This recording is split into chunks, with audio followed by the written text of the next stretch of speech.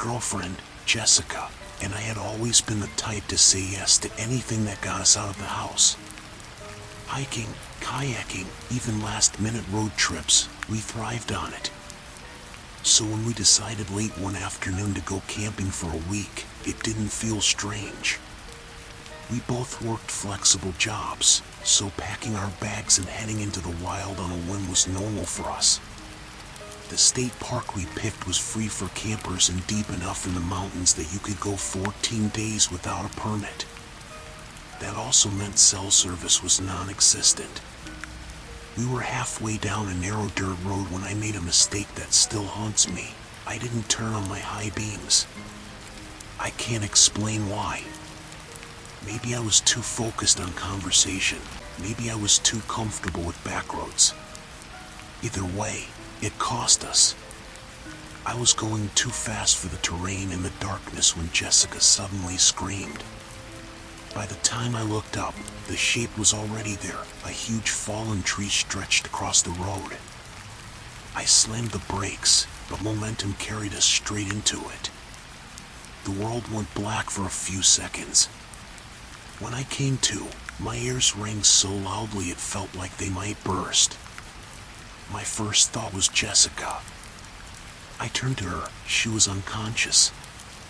Moonlight through the windshield lit her face just enough for me to see her closed eyes.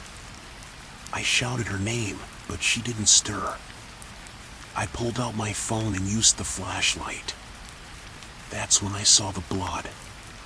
Her white shirt was stained dark, and my stomach dropped as I realized why. A thick branch, about the size of a finger, had punched straight through the windshield and into her chest. It was still attached to the tree outside. I froze. You're told never to remove an impaled object, but leaving her like this felt just as dangerous. I tried calling 911, no service. The truck wouldn't start. Even if it did, I couldn't drive away with a tree lodged through the front. I grabbed the small knife I keep in my pocket, climbed onto the hood, and tried sawing through the branch. The wood was too thick. My hands ached, my chest tightened, and the panic started to set in. Minutes dragged into an hour. Jessica was still breathing, though faintly. The branch was off-center from her chest. Maybe it had missed her heart. That thought became the only thing keeping me from falling apart. Then, light. A glow from behind filled the truck's interior. Headlights. I bolted outside, screaming and waving my arms. The driver stopped, rolled down his window, and I spilled out the story in a jumble of words. He told me to slow down, and when I did, his face hardened. He grabbed a flashlight, came to Jessica's side, and cursed under his breath. She won't make it unless we cut the branch and get her to the EMT station down the mountain, he said. He had a chainsaw in the back of his truck. The thought of its vibration shaking the branch inside her made me sick, but there was no other choice. He started cutting about a foot away from her chest. I covered her with a blanket to keep sawdust from entering the wound. Finally, the last fiber snapped. She was free. We lifted her gently and laid her in the back of his truck. I climbed into the passenger seat, and he drove like his life depended on it. Jessica stayed unconscious the entire 20-minute ride to the small EMT station I hadn't even known was there. They transferred her into an ambulance, but the local hospital wasn't equipped for trauma like this. She was airlifted by helicopter to a larger city an hour away. The doctor later told me the truth. She'd suffered a punctured lung. If the branch had been just 1 inch to the left, it would have gone through her heart. She would have been dead within minutes. Jessica stayed in a coma for almost 2 weeks. When she woke, she could barely speak from the pain. 2 months in the hospital followed, with intensive surgeries to repair what they could. She might still need a lung transplant one day. I still take her to monthly appointments. She needs oxygen sometimes and gets winded easily. But she's alive. I asked her to marry me while she was still in the hospital bed. She said yes.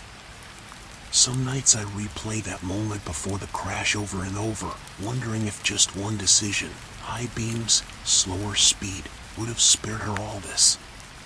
But every time I see her smile now, I know what matters is that the woods didn't take her. I'm wondering, does anything like this ever happen where you live? Comment down. And if not, then hit the like button. You ever get that uneasy feeling when something feels off, but you can't quite explain why? That's where this starts. It was late on a Friday, and I'd just gotten home from work. My friends were busy, my fridge was empty, and honestly, I was feeling a little restless.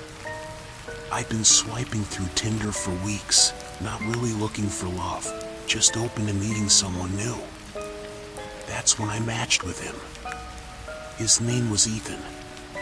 His profile was clean, smiling pictures, a dog in one of them, even a shot of him hiking red rocks.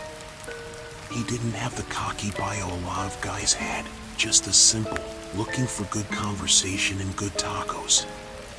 We chatted for maybe an hour. He was funny, easygoing. He told me he was new to Denver, had moved from Portland for work, and didn't know many people yet. I could relate. I'd moved here a year ago myself. He asked if I wanted to grab a drink. At first, I hesitated. Meeting a stranger at night? My mom's voice was already in my head. But he suggested a bar downtown I actually knew, bright, crowded, safe. I figured, why not? I told him I'd meet him there in an hour. When I pulled up, the street was buzzing with people. Music from nearby bars spilled into the air, the neon signs painting everything in colors. I texted him, here. A moment later, my phone rang. It was him. Hey, he said, I'm parked around the corner. I actually grabbed a table at this quieter spot instead, less loud. We can talk better. Want me to pick you up? Something about it made me pause. The bar we agreed on was right there. Why move? Where is it? I asked. It's just a couple blocks, he said. Hop in, I'll drive us. I told him no, that I'd rather meet him there. His tone shifted, just slightly. Come on, I already ordered us drinks, he insisted. It's cold out, you don't want to walk. It wasn't that cold. And I didn't remember it being windy until that moment, when goosebumps prickled my arms. I said, I'll just walk. Text me the address. He went quiet for a second. Then, fine. I'll just come get you. Before I could say anything, I saw a black SUV roll slowly up the street. The window lowered, and there he was. At least, I thought it was him. He didn't wave. He didn't smile. Hop in, he said again. The street light above flickered, casting shadows over his face. His dog from the photos? Not in sight. And in the passenger seat, there was someone else. A man I hadn't seen in any picture. He sat still, staring straight ahead. Every nerve in my body screamed. I took a step back. Actually, I'm gonna pass. Have a good night. His jaw tightened.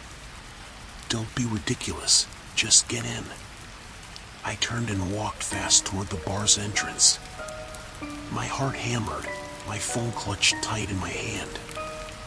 I half expected to hear a door slam, footsteps rushing after me. Inside, the bartender must have seen my face because she asked if I was okay. I told her I thought I was being followed, She moved me toward the back of the bar, away from the windows, and offered to call the cops. By the time an officer arrived, the SUV was gone. I gave them the Tinder profile, the texts, everything. They tried calling the number. It was disconnected. I checked the app later that night. His profile? Gone. I still don't know what would have happened if I'd gotten into that car. Maybe it was nothing. Maybe it was exactly what it felt like, a trap. Now, when friends roll their eyes at me for being paranoid about online dating, I just tell them this. Trust that feeling. That tiny, gnawing voice in the back of your mind. It's there for a reason. Because I don't think Ethan was ever looking for tacos. Have you ever had a strange encounter in your hometown? Tell me. I work the late shift driving for a rideshare company in Chicago. It's good money if you're okay with staying up all night, and I was used to strange passengers. But what happened that night? I can't explain it, and honestly, I'm not sure I want to. It was just past midnight, a Tuesday turning into Wednesday. The streets were slick from the light rain earlier, reflecting the orange glow of the street lamps. Most people were inside, sleeping. The city felt empty. My app pinged a pickup request from an address near an old industrial part of town. Not the kind of place people hang out after dark, but I've picked up folks from stranger spots. I pulled up to the pin location. There was only one person in sight, a woman standing under a flickering streetlight. She wasn't on her phone, but she stepped toward my car like she'd been waiting for me. She slid into the back seat without saying a word. The air immediately felt cooler. I glanced in the rearview mirror. She was staring straight ahead, hands folded in her lap, her hair slightly damp from the mist. Evening, I said, forcing a smile. She nodded once. Her voice was barely above a whisper when she spoke. Union Station. Please. No problem.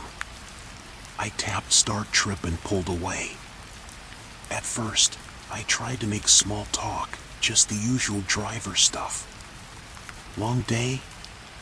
Heading out of town? But she didn't answer. Didn't even look up. It wasn't just the silence. It was the way she sat. Perfectly still. Not tapping her foot, not scrolling on her phone. Just still. About 10 minutes into the drive, I glanced in the rear view again, and for a split second, I thought I saw her smile. But it wasn't a happy smile. It was faint, almost like she was remembering something unpleasant. I told myself I was imagining it. Maybe I was just tired. The rain picked up. The wipers swished back and forth in a slow rhythm. The city lights blurred past. When we were just a couple blocks from Union Station, I checked the mirror again, and my stomach dropped. The back seat was empty. I slammed the brakes hard enough to make the tires squeal. I twisted around in my seat. No one. I pulled over, heart pounding. My mind raced. She had been there. I heard the door close when she got in. I heard her voice. I even opened the back door, expecting to see. I don't know, maybe she'd crouched down or dropped something. But there was nothing. And then, the notification came through on my phone. Trip completed. Passenger dropped off. Dropped off? Where? When? I hadn't ended the trip. The timestamp said it ended exactly 1 minute ago, right around the time I last saw her in the mirror. I sat there for a full minute, breathing hard, rain pattering against the roof. Finally, I decided I'd had enough for one night. I turned off the app and headed home. When I got there, I couldn't stop thinking about it. My mind kept looping back, the flickering street light, her stillness, that faint smile. So I went into my trip history, figuring I'd at least have her profile info. But the ride wasn't there. The timestamp was gone. No record at all. Like it had never happened. The next day, curiosity got the better of me. I drove back to that pickup spot, just to see it in daylight. There was no street light. No working one, anyway. Just a rusted pole with a shattered bulb. I asked a man sweeping the sidewalk nearby if anyone ever waited for rides there. He gave me a strange look. "You mean, like, her?" He pointed to the pole. Couple years ago, a woman was hit by a car right there. Late at night. She was on her way to Union Station. Never made it. He shrugged and went back to sweeping. I just stood there, staring at the empty curb where I'd picked her up. That night, I deleted my rideshare account. I couldn't shake the feeling that if I kept driving, one day, I might pick her up again. Or worse, she might not vanish next time. Hit the subscribe button if you want to sleep peacefully.